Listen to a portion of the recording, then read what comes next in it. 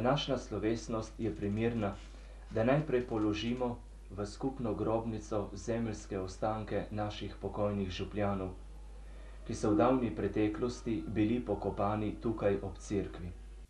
Leta gospodovega 1988, dne 11. decembra, na 3. adventno nedeljo, ko je vodil vesoljno cerkev papež Janez Pavel II., slovensko cerkveno pokrajino metropolit dr. Alojzij Šuštar, cerkev na Primorskem pa koprski škof Metod Pirih in je v škofiji živel upokojeni koprski škof dr. Janez Jenko, ko je bil župnik in dekan v Dornberku Ivan Blažič in sta v župniji bivala upokojena duhovnika Stanislav Vrtovec in Viktor Berce, ko je naš rojak Dušan Šinigoj predsedoval izvršnemu svetu Socialistične republike Slovenije, Janez Stanovnik pa predsedstvu Socialistične republike Slovenije, skupščini občine Nova Gorica Albert Bevčič, krajevni skupnosti Dornberk Mitja Šinigoj,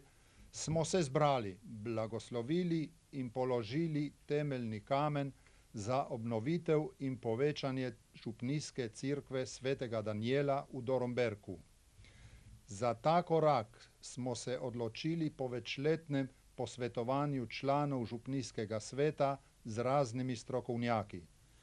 Cerkev je bila potrebna temeljitega popravila, ker je strop ogrožal vernike. Ob razmišljanju, kako učinkovito rešiti problem, je dozorela odločitev, da bi ob tej priliki povečali župnijsko cerkev in tako pridobili več potrebnega prostora za bogoslužje.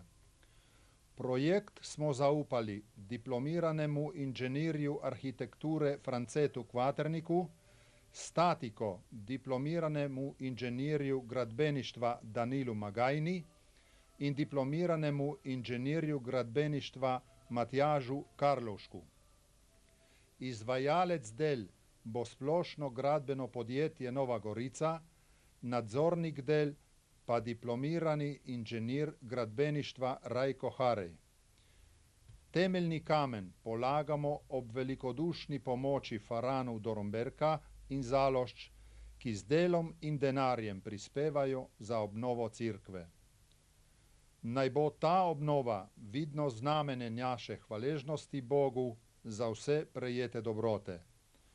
Obnovljeno svetišče naj postane srce in duša našega kraja, naj bo ta gospodova hiša znamenje vire in upanja, odrešenja, sprave in miru.